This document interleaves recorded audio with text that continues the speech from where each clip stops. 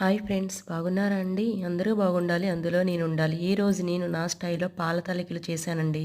చాలామంది పాల తాలికలు రావు అని అంటారు, కానీ ఇలా ట్రై చేయండి, ఈజీగా చేయటం వస్తుందండి. ముందుగా 1/2 లీటరు పాలు తీసుకున్నాను. 10 నిమిషాలు మరిగించాక పెద్ద సగ్గుబియ్యం ముందుగా నానబెట్టుకున్నాను, త్వరగా ఉడుకుతాయని.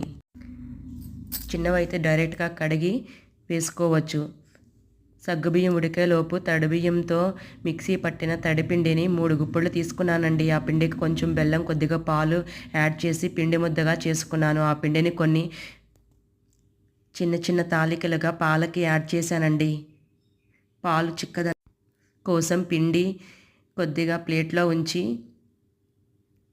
పాలు పోసి లూజుగా చేసుకొని పాలకి యాడ్ చేశానండి. ఇలా చేయటం వల్ల కొంచెం చిక్కదనంగా ఉంటుంది పాల తాలికలు. ఒక యాలుక్కాయి గింజలను దంచి వేశాను. సరిపడా బెల్లం కరగబెట్టి పాల తాలికలకు యాడ్ చేశాను.